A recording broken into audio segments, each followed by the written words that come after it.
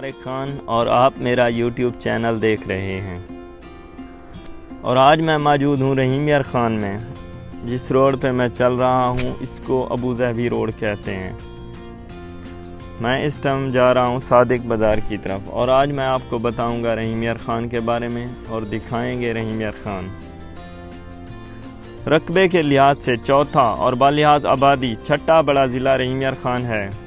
جنوبی پنجاب کا اہم زرعی، تجارتی اور کاروباری مرکز ہے.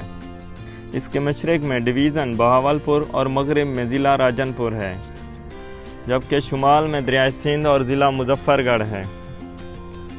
جنوب میں بھارتی ریاست راجستھان کا ضلع جیسلمیر اور صوبہ سندھ کا ضلع گھوٹکی واقع ہے.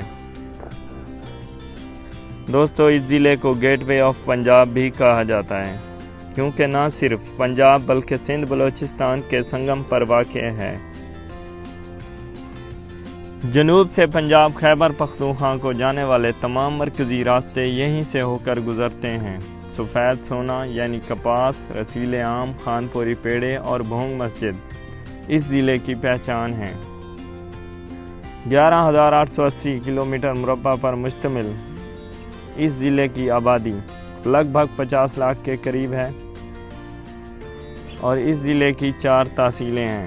رحیم یار خان، خان پور، لیاقت پور اور صادق آباد شامل ہیں. اس شہر کا پرانا نام نوشہرہ تھا، جسے بعد میں نواب آف ریاست بہاولپور کے قریبی رشتہ دار کے نام پر رحیم یار خان کا نام دیا گیا. مختلف دور میں اس شہر کو کئی ناموں سے نوازا گیا، جن میں ایک الور، پتن، پھولودا اور نوشہرہ شامل ہیں. رحیم یار خان نام رکھنے کی موجودہ وجہ یہ ہے کہ 1881 میں جب ریاست کے بارود خانے کو آگ لگی تو ریاست کا شہزادہ رحیم یار خان اس حادثے میں مارا گیا، جس کی وجہ سے اس شہر کا نام رحیم یار خان رکھا گیا.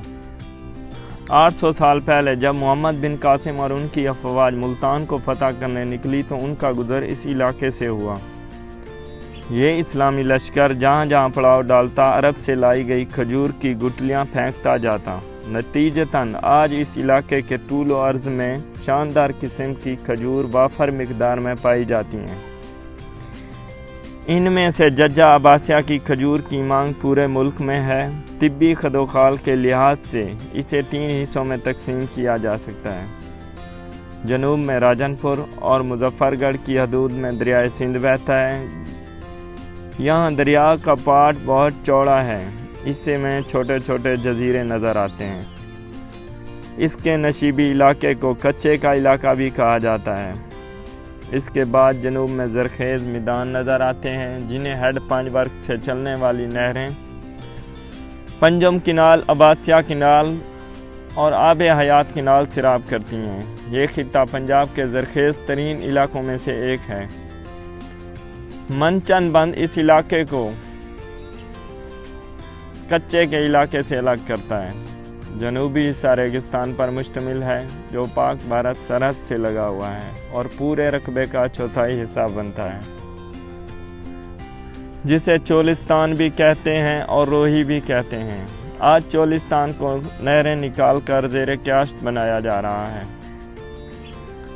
رحیم یار خان کی آب و ہوا گرم مرطوب قسم کی ہے.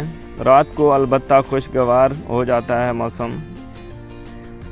اوسطاً سالانہ بارش 100 ملی میٹر ہوتی ہے اور رحیم یار خان تمام علاقوں میں بولی جانے والی زیادہ تر زبان سرائکی زبان ہے.